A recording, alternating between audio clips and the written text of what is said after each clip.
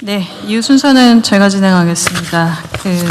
오늘 저도 지난주에 대통령님 순방 가시는 동안 진행했지만 본격적으로 진행하는 거 오늘 처음이라 처음 진행하는 제가 한번 원칙을 다시 한번 말씀드리겠습니다. 오늘 새로 배석하신 분들도 계시는데요.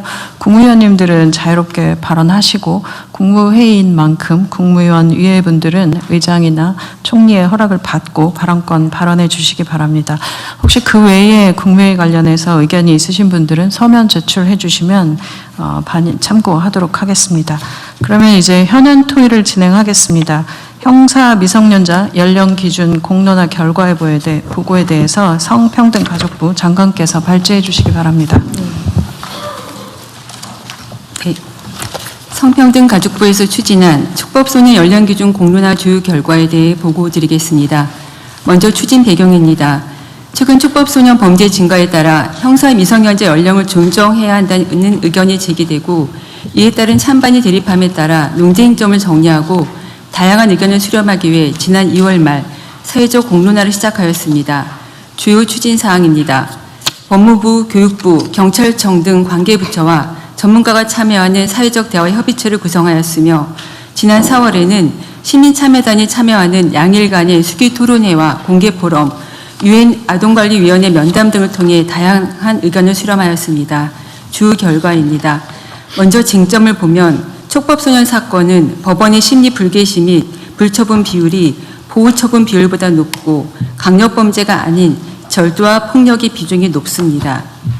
특히 촉법소년은 경찰에서 법원으로 바로 정권 송치되는 반면 범죄소년은 훈방 등이 가능하므로 단순 통계의 비교는 어렵습니다. 다음 쪽입니다. 청소년의 형사책임 능력을 판단할 때 청소년기 정신적 발달 특성과 자기통제 능력을 고려해야 하며 연령을 하향하더라도 상당수는 보호처분을 받을 가능성이 높으므로 소년보호처분에 대한 개선도 병행되어야 합니다.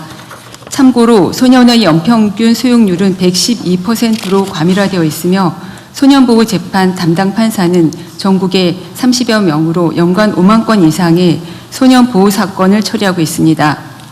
이어서 시민참여단 수기 결과입니다. 강력 중대 반복 범죄에 한하여 하향하자는 비중이 가장 높았으며 일괄 하향, 현행 유지 순으로 나타났습니다. 연령 하향 범위는 13세 미만으로 1살 낮추자는 의견이 가장 높았습니다. 특히 시민들이 중요하다고 본 결정 기준은 범죄 예방을 통한 사회 보호, 피해자 보호와 국가의 책임 있는 대응이었습니다. 다음 페이지입니다. 사회적 대화협의체 제도 개선 공고안의 주요 내용입니다. 시민참여단 수기 결과를 존중하되 연령 하향의 효과와 통계적 근거, 소년의 발달 특성, 보호 인프라 여건 등을 종합적으로 고려하여 신중한 검토가 필요하며 관련 제도 개선 사항을 함께 제시하였습니다. 초기 대응을 위해 촉법소년 경찰 조사 가이드라인 및 조사권 근거를 마련하고 입원뿐만 아니라 통원치료까지 가능하도록 치료 처분을 개선하는 등 보호 처분을 내실화하고 보호처분 시설 및 소년본류심사원 등 인프라 확충, 피해자 진술권, 열람 등사 등 피해자의 알 권리 보장 등을 위한 법률 개정을 권고하였습니다. 종합검토 의견 및 추진 계획입니다. 시민참여단 수기 결과를 고려하여 강력 중대범죄에 한해 연령을 낮추는 방안을 검토하되 협의체에서 제시한 소년사법 체계 전반의 개선 대책을 병행 추진할 필요가 있습니다.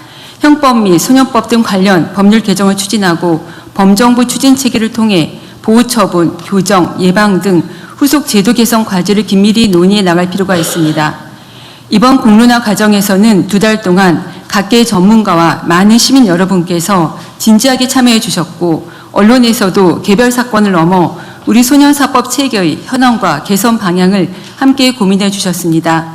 많은 시민들께서 이 문제를 이렇게 폭넓고 깊이 있게 사회적으로 논의한 것은 처음이라며 연령 하향 여부를 떠나 그 자체로 의미 있는 과정이었다는 말씀을 전해주셨습니다. 대통령께서 공론화의 필요성을 주문하지 않으셨다면 우리 사회가 형사 미성년자 연령이라는 하나의 제도를 넘어 청소년을 어떻게 보호하고 건강하게 성장하도록 도울 것인가를 함께 고민하는 출발점에 서지 못했을 것입니다. 나이라임 오렌지 나무라는 책에는 생업에 바쁜 부모의 방임으로 자신을 크리스마스에 태어난 악마로 여겼던 꼬마가 소년의 얘기를 들어주고 보듬어주는 이웃집 아저씨 뽀르뚜가로 인해 마음의 안정을 찾고 성장해 가는 이야기가 나옵니다. 이번 공론화 과정에서 우리는 그동안 소년 비행으로 보호 처분을 받았던 많은 소년들이 사회 곳곳에 있는 이런 뽀르뚜가의 도움으로 잘 성장하여 전문직, 공무원, 지역사회 일꾼으로 활동 중인 사실을 확인했습니다. 앞으로 성평등 가족부는 관계의 부처와 함께 소년 비행에 대하여는 엄중하게 바라보되 도움이 필요한 소년이 곁에서 이러한 사회적 논의를 바탕으로 청소년이 안전하게 성장하고 국민이 안심할 수 있는 사회를 만드는 데 최선을 다하겠습니다. 이상입니다. 네, 여기 우리 의견들을 좀 들어볼 텐데 핵심은 그런 거죠. 일괄적으로 낮추지 말고 중대범죄, 반복범죄에 한정해서 한 살만 낮추자. 네. 그 말이죠, 부분적으로. 뭐 다른 분들 의견도 한번 말씀해 보십시오. 의견 없어요? 너무 예민한 주제라서 나중에. 네, 그 토론 과정에서 교육부 같은 경우에는 좀 신중 검토, 신중한 아예 낮추지 말자. 네, 그것이 어느 정도의 교육적 효과가 있을까에 대해서 고민도 많이 했는데 개인 토론 과정을 성평등가족부와 같이 지켜보고 하면서 최종적으로 결론 내린 조건부에 하향하는 방침에 대해서 적극 공감하고요, 동의하고 그럼에도 촉법소년 연령 하향 여부와 별개로 교육부에서는 원래 우리의 정책 방향인 그 교육과 회복이라고 하는 방향을 유지하는 가운데 우리 학생들이 특히 범죄에 빠져들지 않게 위기 학생의 조기 발견을 적극적으로 실시한다든가 경찰이나 병원 등 전문기관과 연계를 강화해서 학생의 회복 탄력성을 강화할 수 있는 교육 체계를 더욱 강화하는 방향으로 협력하기로 했습니다. 그러니까 그거는 뭐 부수적인 대책이고 핵심 쟁점은 촉법소년 나이를 하향하는 문제. 법무부에 제가 하나 물어볼 게 있는데요. 네, 만약에 반복 범죄에 대해서 이제 나이를 낮추면 그러면 첫 번째 소위 초범 행위, 첫 촉법 행위에 대한 기록은 남아 있어서 확인이 가능한 겁니까? 이게 만약 심리하지 않는 걸로 결정돼 버리면 아예 3년이면 기록 자체가 없어집니다. 그러죠. 기록 자체가 없어져 버리잖아요. 그런데 반복 범죄인 걸 어떻게 확인하지? 뭐 그런 문제도 있고요. 일단 저희 법무부 의견을 좀 간단히 말씀드리면은 일단 두 가지 측면이 있는 것 같습니다. 일단 최근에 촉법 소년들의 범죄가 증가되고 있고 그중에 이제 중대한 범죄가 증가됨에 있어서 이러한 범죄들이 형사처벌 대상에서 완전히 배제된다고 했을 때 국민적 불안감의 문제가 있고요. 또 마찬가지로 그 이면의 문제인데 또 촉법소년들이 요새 많은 정보를 갖고 있지 않습니까? 나도 뭐 촉법소년인데 나 처벌받지 않아. 이걸 악용하는 사례들 이런 것에 대한 국민적 감정이 있습니다. 두 번째로 법리적 측면에 있어서는 그 형사 미성년자 또는 촉법소년은 생물학적으로 일률적으로 책임 능력을 결정하고 있거든요.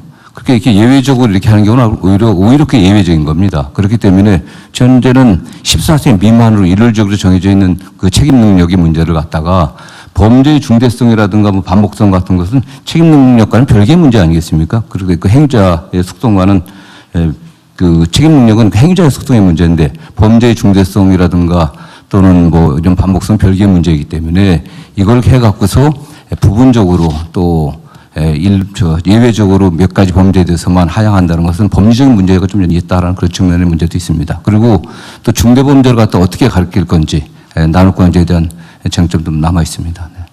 그래서 저희는 한 일괄적으로 해서 뭐 13세면은 낮춘다고 한다고 하더라도 어쨌든 사안 하나하나에 따라서 개별적으로 판단해야 될 문제이기 때문에 그것이 남용돼 갖고 뭐 과도하게 처벌받는 소년들이 늘어날 것으로 보지는 않고 있습니다. 근데 이게 논쟁을 하자면 끝이 없는 의제에서 일단 팩트를 몇 가지 체크를 해봐야 될 것 같아요. 일단 반복 범죄, 경미 범죄죠, 그러니까 중대 강력 중대 범죄를 왜 구분해 놨나 모르겠는데 이건 좀 다른가요? 강력범, 중대범? 그러니까 이 부분에 대해서는 국회에서 범죄 형태가 네. 예를 들어 뭐 살인, 강간 뭐 이런 그 유형, 네, 그다음에 중대 범죄는 뭐 피해가 크다든지 뭐 이런 네, 걸 말하는 네. 뭐 예를 들면 폭행 사건인데 네. 뭐 사람이 죽을 네, 그러니까 뭐 그러면 중상의 상해 결과가 치사하게 되고. 나왔거나 어쨌든 뭐 뭐 네. 중상의 결과가 생겼다든지 네, 네, 네. 뭐 이런 중대 범죄는 그렇고. 네. 하여튼 요거는 뭐 예를 들면 규칙이나 이런 걸 정하면 될 테니까. 네, 예, 그 문제는 아닐 것 같은데 문제는 반복 범죄를 판단하려면 그 종전 범죄 기록을 남겨야 되는데 이 촉법 제도의 취지가 기록 자체를 아예 없애버린다는 거잖아, 그죠? 10년이지 않게 되면 3년 후면 아예 수사했다는 거, 3년 건댔다는 후면은 기록 자체가 그럼 없는 3년 동안은 기록이 남아 있어요. 네네. 그럼 3년 내에 반복 범죄를 했을 경우라고 하면 그런 실무적인 문제는 없겠네요. 이제 그렇습니다. 네. 뭐 그 정도 타협은 할 수 있을 것 같고. 네. 어차피 지금 3년이면은 14살인데 11살부터 저지른 거라면 어차피 재배고 3년 지나면 어차피 14살 넘어서 통상 형사범이 되니까 네네. 그건 뭘 문제 없겠네요. 네네. 그러면 3년 이내에 뭐 반복 범죄라고 어쨌든 하면 그 문제는 해결이 되겠는데. 근데 강력범, 중대범을 어떻게 정할 거냐? 뭐 이거는 뭐 사회적 합의를 통해서든 어떻게 정하면 되긴 한데. 네, 그렇습니다. 문제는 일률적으로 낮출 거냐 말 거냐. 그냥 낮춰야 된다는 거에 대해서는 별로 이견이 없는 것 같아요. 지금은. 어떻습니까? 낮추면 안 된다. 현재 상태를 유지해야 된다. 그건 아닌 것 같죠. 네. 지금 자료를 보면 낮춰야 된다는 분들이 꽤 높은 비율로 나오고 있지 않습니까? 근데 그것은 이제 낮추면 안 된다. 낮춰야 한다. 낮춰야 한다에 별로 그거는 뭐 이견은 없으신 그러면 네. 그 낮춘다. 이건 일단 정하고 두 번째로 일률적으로 낮출 거냐 중대범죄로 낮출 거냐. 네. 일률적으로 낮춘다면 몇 살까지 낮출 거냐. 일률적으로 낮추는 거를 뭐 2살씩 하는 건 너무 과한 것 같긴 하네요. 지금 일단 만약에 논의한다면 1살 정도 일률적으로 예, 그렇습니다. 네. 일률적으로 한다면 한 살. 근데 중대범죄에 대해서는 어떻게 할 거냐 그러면. 근데 요즘 실제로 저런 거 있지 않나요? 아니 뭐 물론 뭐 언론 보도라고 하는 게 약간 선정성이 있어서 극히 예외적인 경우가 주로 보도되긴 하지만 아까 본부장은 말씀하신 것처럼 나 처벌 안 받아라고 하면서 그 저지르는 장면도 있더라고요. 네. 그런 걸 보면 일정한 경우에는 1살만으로 부족하지 않나요? 예를 들면 12살인데 무슨 살인행위나 중범죄를 알면서 저지를 수도 있잖아, 그죠? 그럴 경우가 있을 수 네, 있잖아. 그렇습니다. 네. 네. 그 길을 이용할 수도 있겠고. 근데 지금 수기 과정에서 말씀 주신 것은 네. 중대 반복 그 강력 범죄에 대해서는 13세 그러니까 한 살. 13세라도 예, 그 범죄에 대해서 그거는 일률적으로 낮추지 말고 그냥 얘기는 여기 어쨌든 성평등 가족부 의견은 일률적으로 낮추지 말고 특정 범죄에 대해서만 1살만 낮추자 그 말이잖아. 네. 부분적으로 1살. 그렇습니다. 그 말이잖아. 부분 1살. 네, 부분적으로 네, 1살만 맞습니다. 낮추자. 근데 그거 너무 미약하지 않냐 그런 생각이 드는 거죠. 그리고 전 세계적으로 12세 하는 경우도 꽤 많지 않나요? 12세, 13세. 네. 저 이런 쟁점이 있어요. 일률적으로는 낮추지 말자가 결론인데 지금은 의견은 그런 거죠. 일률적으로 낮추지 말고 중대 강력 반복 범죄만 1살 낮추자. 부분적으로 1살. 예, 그렇습니다. 원래는 아예 안 낮추고 현상 유지하는 걸로 의견들이 많았다고 하던데 전문가들 의견은 네. 국민들께서 촉법소년 이하라고 하면 처분을 안 받는 것으로 어떤 처벌도 안 받는 것을 많이 오해하는데 사실상 소년원 2년간의 장기 소년 송치까지 가능한 꽤 중대한 처분이 뒤따른다는 것을 잘 모르셨던 것 같습니다. 2년 최대 2년 소년원 송치 2년. 네, 맞습니다. 그래서 직접 촉법소년을 담당했던 회사님 말씀으로는 오히려 14세, 15세 소년보다 촉법소년이 소년을 송치랑은 더 중대한 처분을 받을 수 있다. 그런 점들이 좀 국민들이 모르고 계시는 것 같다는 말씀도 주셨습니다. 지금 14세 미만이라도 네. 소년은 송치할 수 있다. 장기 2년후 송치까지 가능합니다. 지금 그 14세 미만도 어쨌든 촉법 소년이라고 해서 처분이 가능하긴 예, 한데 가능합니다. 네네. 그 한계는 또 몇 살까지? 어떤 한계 말씀하십니까? 7살까지 또 돼? 아니죠. 그 10살. 10살. 10살부터? 네, 네, 10살부터 13살까지 가능하고 10살부터 13살까지는 요걸 촉법 소년이라고 불러요? 네. 네, 그렇습니다. 10살 미만. 9세 이하는 아예 뭐 형사처벌의 대상이나 그 보호처분의 대상이 아니니까요. 9살 미만은 아예 대상이 아니고 촉법 소년으로 분류해서 처분하는 것은 13세 말 그러니까 14세 되기 전 네네. 10세 이상 네, 그렇습니다. 10세부터 13세는 4년간인가요? 그래서 10살, 11살, 12살, 4년간입니다. 11살, 12살. 여기에 대해서는 현재도 소년원 송치가 최대 2년이 가능하다. 네, 지금 법무부 자료에 의하면 13세 소년이 송치되어 있는 비율이 25년에 57명으로 나옵니다. 그러니까 촉법 소년이라고 해서 결코 면제되는 게 아니라는 것을 저는 촉법 연령대 소년들이 분명히 알고 그 부분에 대해서 교육부에서 성평등보다 함께 저희가 적극적인 교육을 해야 된다고 생각합니다. 자, 9세 미만은 처벌 제재가 전혀 없고 네, 그렇습니다. 10세부터 13세까지는 촉법 소년으로 최대 소년원 2년 송치가 가능하고 네, 그렇습니다. 14세부터 18세까지는 소년범이라고 해가지고 유기징역만 네, 징역형도 가능하고 또 소년 그 보호처분도 가능하고. 무기징역까지 가능한 거예요? 아니면 유기징역만 가능한 네. 거예요? 장단기를 정해서 유기징역까지만 선고가 가능한 거예요? 그렇습니다. 네. 그 소년범이고 이제 네. 18세가 넘으면 성인범으로 뭐 그냥 형법 일반적으로 다 적용되는 거죠. 참 어려운 주제예요. 중대 강력범죄만 소년범으로 처벌하자. 근데 현재 의견이죠. 네. 현재도 실제 그 소년국 전담 판사들은 뭐 14세나 15세 같은 경우도 일반 형사범으로 처벌하는 게 거의 매우 드뭅니다.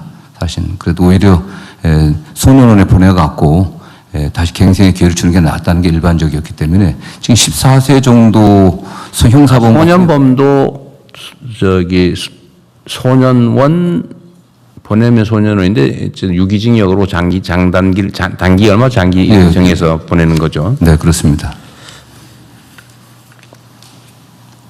법제처장님, 네. 제가 한 가지 좀 정정할 게 있습니다. 지금 그 12년까지, 6개월 이상 2년까지의 그 소년원 송치는 12세 이상만 가능합니다. 12세 이상. 예, 네. 6개월 이하의 경우에는 12세 이하도 가능합니다. 11은 6개월 이하, 12부터 13은 2년까지 가는. 소년범이 되면 요새는 20년까지인가요? 장기 20년?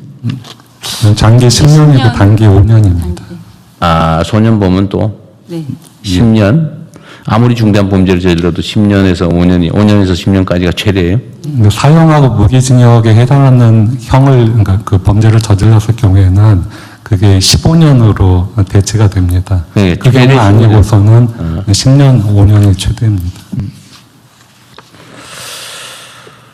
처벌이 안 되는 건 아니다. 현재 그렇습니다. 상태로도. 그러면 최대 선고 가능한 형량을 2년, 소년원 송치 2년에서 징역 15년까지 가능한 걸로 바뀌는 거네요. 그러니까 보통의 경우에는 10년, 5년이고요. 그러니까 사형 무기징역의 어쨌든, 네. 경우에만 15년으로 대체됩니다. 그러니까 뭐 어쨌든 뭐 보통 중대범죄는 사형이 꽤 있으니까 15년. 어쨌든 이걸 가지고 이제 또 우리 국민 여러분께서도 또 참고로 판단을 좀 해주시면 좋을 것 같고요. 그러니까 나이대에 따라서 현재도 촉법소년이 처벌되지 않는 건 아니다. 다만 2년 소년원 송치 2년이 최대다. 그런데 만약에 촉법소년의 나이를 낮추면 중대범죄자인 경우겠지 주로. 그럴 경우는 15년까지 선고가 가능해진다. 13세 미만의 경우는 소년원 송치 2년이 최대치가 된다. 그걸 낮추면 이제 15년까지 가능해지는 거죠. 처벌이 안 되고 안 되는 거, 우리 국민들이 그런 오해를 하고 있는 건 맞는 것 같아요. 촉법 소년이 되면 처벌이 아예 안 된다. 그건 아니고 장기가 아니지. 2년 최대 2년의 소년 송치까지는 가능하다. 그 아래 나이도 마찬가지고, 그죠? 네, 맞습니다. 네. 다만 뭐 그 형사범일 때하고 소년범일 때는 차이가 나는 게 소년원에서 뭐 2년이 있다고 하더라도 전과 기록이 남지 않기 때문에 향후 뭐 공직에 들어간다거나 할 때 아무런 차이가 되질 않습니다. 그 차이가 굉장히 크죠, 사실요. 아, 그래서 이재명이 소년원 얘기가 나온 거구나. 그래서 기록이 없어졌다. 그런. 공개를 하지 못하게 돼 있습니다. 아, 있긴 있어요. 없습니다. 아니, 기록이, 이 소년원 기록이 없어진다는 게 진짜 기록은 물리적으로 없어요. 기록은 남아 있습니다. 공식적으로 안 가르쳐 준다는 거예요. 그 기록은 남아 그 있지만은 기록은 있지. 알려줄 수가 없습니다. 아니, 법률상. 알려주지 않는 거지. 기록이 없어지는 건 아니지.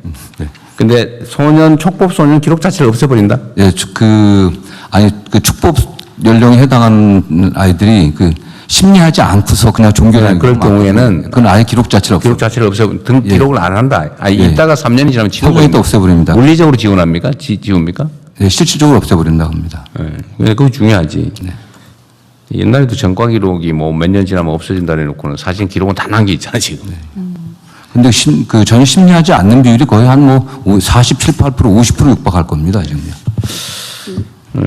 전혀 심리하지 않는 비율이 높게 나오는데 그 이유는 그 소년부 전담 판사님들에 의하면 그 학교 폭력 등으로 학교 안에서 발생한 폭력 등 좀 경미하게 느껴지는 경우에 그 심리 불개시나 또 보호 처분하지 않는 결정을 내리시는데 보통 그 외에 일반적인 절도나 폭력 사건은 법원에서 재배행 예방을 위해서 오히려 보호 처분을 강하게 내리는 경향이라고 하십니다. 네, 절도 사건이 많죠. 절도, 폭력, 네. 뭐 이런 게 좀 많은 편이고, 가끔씩 이제 성범죄, 네네. 네. 심하면 치사에 이르는 범죄도 있긴 있죠. 혹시 연간 살인 사건이나 강도 사건 이런 거는 몇 건 정도? 촉법 소년에 한해서 저희가 확인했을 때 최근 3년간은 없었습니다. 그리고 4년 전에 발생했던 하나의 사건을 직접 담당한 판사님께서 말씀해 주셨는데 유일한 양육자인 고모를 살해한 소년 13세 소년이었는데 그 소년의 정신조현병이 있어서 오히려 소년 보호 처분으로는 의료보호시설로 보내고 이후에 소년은 2년을 보냈다고 합니다. 소년은 2년에 네, 보호시설. 네, 근데 판사님 말씀으로 만약에 이게 형사사건으로 됐다면 책임 조각 사유가 되어서 아마 처벌을 받지 않았을 거다는 말씀도 해주셨습니다. 그래서 이런 부분까지 살인 사건은 그랬고, 그다음 혹시 네. 강도 사건이나 아니면 네. 집단 폭행 뭐 네. 이런 거는 네, 그런 경우에 비율도 꽤 집단 폭행 예를 들면 뭐 흉기 소지 폭행이나 이런 강도 사건은 점차로 줄고 있는 경향입니다. 강도 사건은 꽤 있나 보군요. 네, 강도 사건, 네, 촉법 소년의 경우에는 아무래도 뭐 절취하려다가 그 소유자가 붙잡는 경우에 뿌리치거나 근처에 있는 무기를 든 경우에 강도가 되고. 중강도. 네, 네. 어려운 주제인데 오늘 뭐 최종 결정을 하지 말고 이 논의를 기반으로 다시 우리 현장의 의견 또 우리 국민들의 의견도 좀 수렴해 보고요. 하여튼 쟁점은 이렇다. 현재도 처벌이 되긴 하는데 하여튼 최대 소년은 2년 송치가 최대다. 근데 이걸 바꾸면 15년까지 가능해진다. 이거를 모든 범죄의 경미 범죄까지 다 낮출 거냐.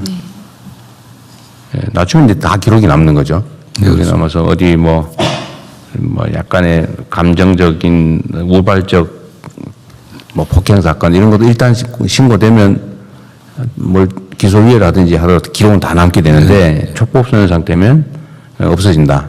예, 뭐 심리 불개시 경우는 그 차이가 있고 경미하면 심리 안 하겠죠. 네. 그러면은 어쨌든 전체에 대해서 낮출 거냐, 낮춘다면 1년 할 거냐, 2년 할 거냐, 최대가 2년인 것 같고, 또 중대범죄와 반복범죄, 강력범죄, 요런 경우만 1살 또는 2살 낮출 거냐. 요거 남는 건데, 낮추긴 낮춰야 될 것 같고요. 네네. 부분적으로 낮출 거냐, 전면적으로 낮출 거냐, 모든 문제에 낮출 거냐, 1년 낮출 거냐, 2년 낮출 거냐. 요 범위 내에서 다음에 한번 또 토론을 한번 해보고 그 사이에 네. 우리 국민 의견도 한번 수렴을 또 한번 해보시죠. 네. 다양한 방식으로 뭐 여론조사를 해보든지 아니면 이 얘기를 좀 알게 된 사람들의 의견이 중요하니까요. 네. 뭐 모르고 아예 처벌이 안 된다 이런 생각을 네. 하는 분들이 있어서 네. 그런 분들은 처벌해야지 네. 이런 생각이 많거든요. 네. 근데 그게 아니고 처벌되는데 더 강화하는 거다. 네. 그런 전제에서 다시 한번 또 의견을 한번 들어보겠습니다. 매우 중요한 예민한 현안이어서요. 오늘은 여기까지 하시죠, 이건. 네, 말씀 주신 것처럼 사실 저희가 드라마를 통해서 보면서 이게 굉장히 많은 사건이라는 생각을 할 때가 있고 또 좀 아예 처벌을 받지 않는다고 좀 오해하고 있거나 이런 부분들이 있는 것 같습니다. 국민들께서도. 그래서 이번 참에 좀 말씀하신 부분들을 잘 정리를 하고 그리고 이 사건들의 내용을 봐도 아주 좀 강도나 강간 이런 사건들의 숫자는 굉장히 적은 숫자이고 물론 좀 가벼운 그런 아까 말씀하신 그런 부분들의 숫자들이 좀 높은 편이라 물론 이것도 굉장히 좀 조정해가야 될 범죄들이긴 하지만 그래서 그런 부분들을 잘 알려서 다시 한번 토론 거치고 그리고 정리해 보도록 하겠습니다. 네, 그럼 다음 안건으로 넘어가겠습니다.